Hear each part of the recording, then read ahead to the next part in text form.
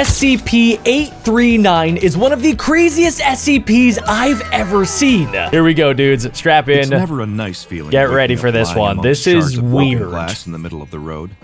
The dawn sky above the biker looks almost peaceful. It's as if nothing had gone wrong at all, as if everything is right in the world. But slowly, the throbbing pain washes into his helmeted head, and the sound of the traffic surrounding him rises in his ears.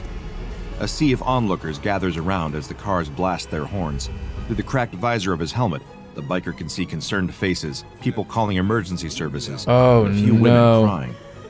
His paramedic bike is toppled on its side about 40 feet from him. There are long black tire marks running up to where it lies, smoking slightly on its side. He must have crashed. With a groan, the biker sits himself up and shakes his head. Bad idea. Looking around, though, it seems he's the only one injured. His bike had gone into the front of a car at the junction. The occupants of the car stand by nervously, offering him whatever little assistance they can. I know that this has really nothing to do with the SCP, but like, this is why I am terrified of motorcycles. You never know when something bad like this could happen, and motorcycles are not very safe, so I don't know. This guy definitely is lucky to be alive right now because he got into a car accident with a car, and he was just on a bicycle. But there's no time for that, the biker suddenly realizes. He looks down at his watch frantically. What? It's 12:03 p.m. There's not enough time. For what? He rushes over to the bike as fast as he can and What's lifts happening? it back upright. A couple of onlookers try to grab his arms, trying to sit down to rest, but he can't. There's no time. What does he have to do? He has just 3 minutes to get to St. Mary's Hospital in central London. What? Right now, he's at the junction outside Baker Street Station. He can still make it on time if he gets on his bike and goes now. The biker swings his leg onto the bike and kicks it into life. What does he have to get there for? And looks over his shoulder at the box on the back of his bike. He can't risk opening it here.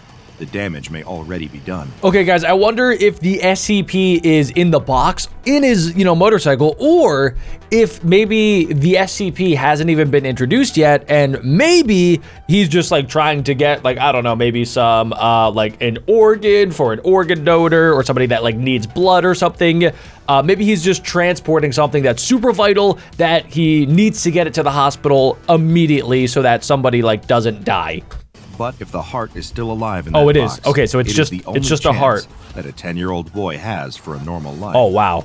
If he doesn't get to the hospital in the next 3 minutes, his life could be over. Okay, so the stakes are very high right now. The stand in a circle, looking down at the dead bird with a morbid fascination. Do you think it's alive? Okay, that's Harry Potter. The boy in the middle of the group goes to pick up a stick. With an air of false confidence, he walks up to the bird and gives it a prod. Wait, is this the same thing? It makes a squelching noise. Ew. The other kids all reel in shock, making retching noises and laughing about it. It's only when their teacher comes out to call Okay, guys, I do have another theory, which I like to do during these SCP videos. I think that maybe the little boy is the one that maybe ate SCP-839, because the nickname of this SCP is Candied Worms, which is like probably just like a gummy worm or something like that.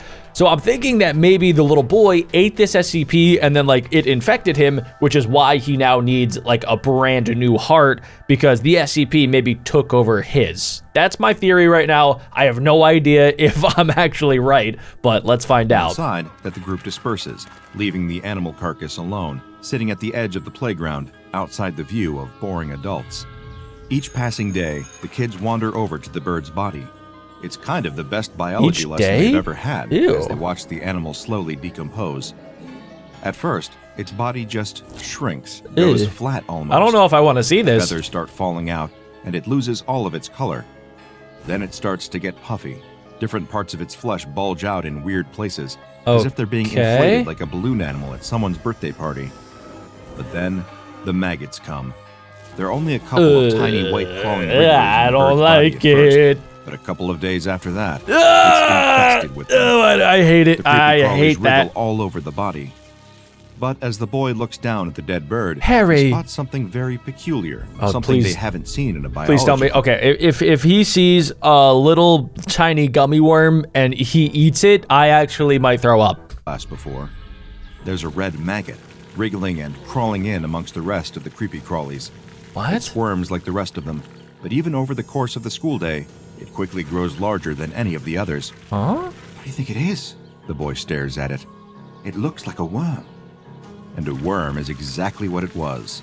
The next day, when the kids return, They see that the red maggot is now Whoa, much okay, larger this is than any of gross. the others feasting on I the hate bird. this. I With a want to burn slightly it with a translucent flamethrower. body, cherry red coloring, and small white speckles on its skin, it looks unlike anything they've ever seen before. Yeah, it looks like a Actually, gummy worm not that has unlike sugar on anything it. they've ever seen before. It looks exactly like something that all the kids recognize very well. In fact, one of the kids has a bag of them right now that he's chewing on. I don't like it. A candied worm. The Good kids stare in stuff. curiosity, first at the bag of candy that their friend has in his hand, and then down at the worm, slowly eating its way through the decomposing bird. As far as their eyes can tell, the two things are exactly the same. Okay, I'm getting really Except, of creeped course, out right the now. one eating the bird seems to be alive. I don't think I'm ever gonna eat any gummy worms ever in my entire life ever again. Kids being kids, the next thing that happened was sort of inevitable. Do not eat it. One dares the boy to eat it. You don't. He almost retches in disgust. Yeah, don't do There's that. No way Don't he's do even that. touching it. Nope, don't do that. Then No, another no, one no, of the no, no, children no. throws Wipe down the that poison smile off your chalice face. and dares him. Don't. Oh gosh. The boy stands there He double dog nervously. dared him. He knows that he's not allowed to eat worms. Well, that had yeah. been a lesson ingrained in him from a very young age. Are you what? This kid has eaten worms before? What? But his mother isn't here right now, and this thing doesn't look like any kind of worm that he's seen No, before. no, Almost just looks a bit N. Oh no, it doesn't. In No, exchange for eating the worm, Don't you another dare do one of it. the children promises he'll give him 5 English pounds. that's not enough money. Kids around the circle gasp.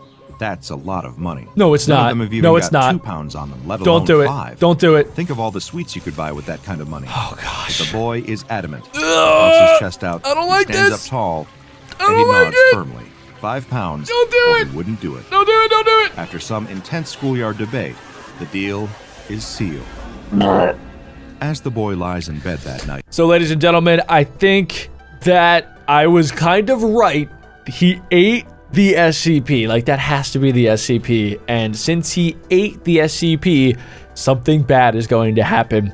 And I think I know a little bit more information about this SCP based on so you guys know how like gummy worms have different colors, and I think every single color represents a different version of this SCP. So he ate a red candied worm, which I think might be why it's going to take over his heart. And I think that the different colors might take over different parts of your body. That's what I'm thinking, but I don't know for sure. staring at the ceiling and grumbling, he knows that he is not happy about what his friends have done to him today. He's gonna get them back for this. Only he's getting a bit of a tummy ache. Getting is the wrong word. He's had a tummy ache for most of the evening. What he's experiencing now is heartburn. It feels as if something is crawling in his chest. The boy just ignores it. It's probably just his worries about the worm inside of him. He chewed it up pretty well. There's no way that it's still alive in him, surely. His uneasy sleep is punctuated by rotten dreams. Dreams in which he finds himself lying on the floor and his playground lying on the ground at school, unable to move as people gather around him to poke him with a stick. He feels his skin covered with maggots. They even crawl. Okay, guys, this is, first off, this is creeping me out. Secondly, I think that I'm more scared of this type of SCP versus like Shy Guy or the statue or the prototype or the hard to destroy reptile. Like, those SCPs are big, scary monsters that I know I should be scared of. This is just an SCP that is a gummy worm. It is, let me repeat, a gummy worm, which I kind of sometimes like to eat if I'm at the movies, but now I'm gonna have to think twice about it, which is just such a weird feeling. And also too, it creeps me out that it's just a bunch of worms. I don't like it. Across the surface of his eyes. I feel like I need to take a shower. Chest, there's a searing pain. The boy wakes with a start as he feels his heart pounding, thudding against his ribs. It's agonizing. Adrenaline courses through him as he sweats off his face. Crying out for his mom, the boy lies there in bed. Oh feeling no, the heart poor dude. attacking his system. When you decide to become a surgeon, you have to accept that you're not going to get very much sleep most nights. In fact, it's more than that. You have to not only accept that you won't get much sleep most nights, but you also have to be at your absolute best when you've had no sleep and it's the middle of the night. With over 40 years under his belt, the surgeon doesn't need coffee anymore, even when the junior doctor offers it to him as he strides toward the operating theater. Instead, he asks them to fill him in on the situation. Who's his patient? What's going on? What needs to be done? The doctor accompanying him reads the notes in a calm but hurried voice. They haven't got much time on this one at all. At any moment, the boy's heart could give out. The surgeon asks what's wrong with the organ, The doctor looks at his notes in apparent confusion. Apparently, over the course of the night, the boy has suffered a 72% reduction in the mass of his heart. What? The surgeon stops just on the other side of the door. How? He doesn't want to have this conversation in front of his whole team. He whispers to the doctor in a terse voice, "What kind of infection does this boy have that his heart has undergone that rapid of a deterioration?" That's insane. "It's not an infection at all, sir. Well, sir, it's a worm." The doctor holds out a sheet to him. The surgeon takes it from him. He looks down at the x-ray to see a scan of the boy's chest cavity. It doesn't look so bad. There's a hole in the heart for sure, but the surgeon has encountered worse in his career. "This was taken when the boy was first admitted." The doctor hands the surgeon a second x-ray. "And this was taken just 1 hour later." What? It is barely recognizable as a human heart. There seems to be a mass growing in the cavity that was left by the heart. And there, infecting all of the boy's organs, the was the SCP. shape of a worm. The biker weaves his way through the traffic down on Marylebone Road, eyes darting frantically in all directions. He may have a concussion, and he may not be allowed to drive at all right now. In fact, he knows he definitely isn't. But he is under strict instructions. This heart needs to get to St. Mary's Hospital before it's too late. The bike careens around the corner and skids to a halt outside the emergency doors. An ambulance team in front of him is trying to help an old lady out of the back of their vehicle. Get out of the way, old lady! He grabs the organ box from the back of the bike and races into the building. Go, go, go. You got this, bro. It takes all of his remaining concentration to navigate through the maze of hospital corridors on his way to the operating theater. On a better day, he'd be able to do this with no problem. But with his head injury, he can see the lights starting to blur all around him. Pretty intense. Ward 6, Ward 7, Ward 7A, Ward 7B. Oh, no. Does he know where to go? Feeling that energy draining from his system. He can't look at his watch. He can't check the time. He just has to find this boy. Operating theater. There, right up ahead of him. Just a couple of 100 feet. Come on, you got this. There's a doctor waiting outside the door who looks up at the sound of his footsteps. The biker rips his helmet off and holds out the box with a heart. Yes! Yes! Heavily. Hopefully it's okay. Truth. Is he too late?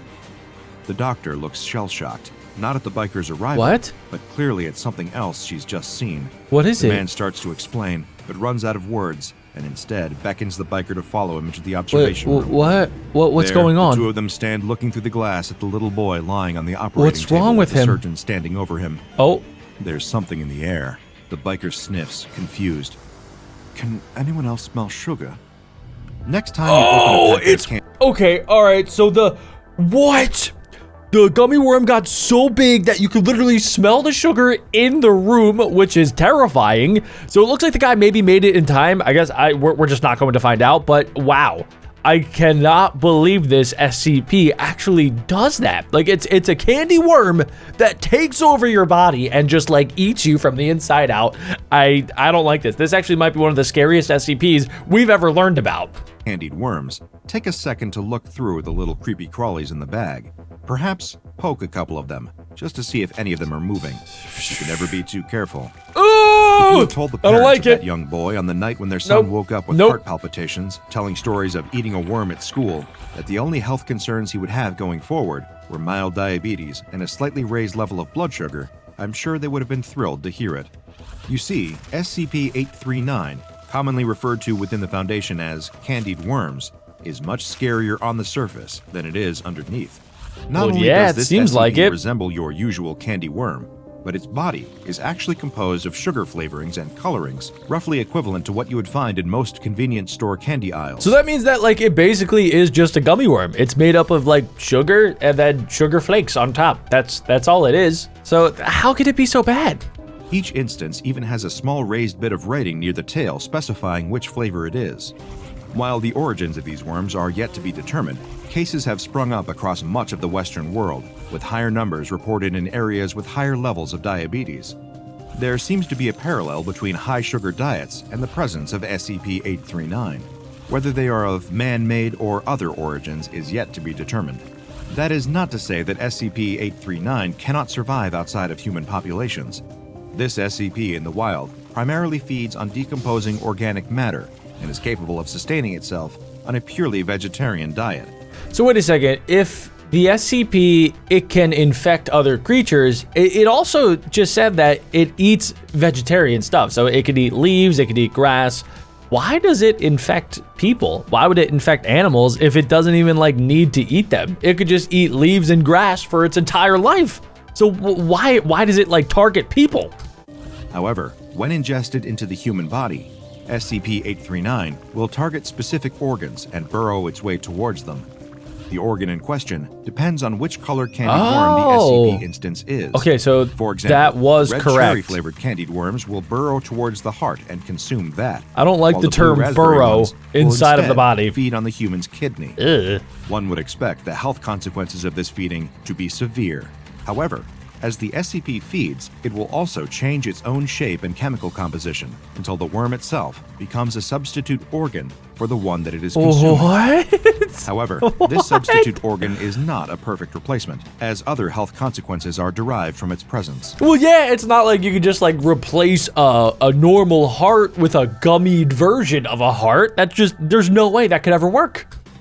For example, the green apple-flavored SCP-839-3 targets the eye and replaces it with a jelly green version of the human eye. While this eye is mostly capable of sight, subjects have reported mild hallucinations and blurriness of vision, as well as a greenish tint to how they see the world. That's so weird. Fortunately for the Foundation, SCP-839 reproduces sexually, meaning that individual instances require a partner in order to have offspring. This And that's has how they made make new containment of colors. this SCP much more feasible. Though they are a relatively low-priority entity in the broader scope of the Foundation, there are no known cases as of yet of any SCP-839 infections leading to death or serious chronic illness. Therefore, any instances that are captured by the Foundation are sent to storage site 839-1, where they are kept in a glass housing and regularly fed a diet of plant matter each day. Here, their reproductive activity can be closely monitored and controlled based on what research is needed.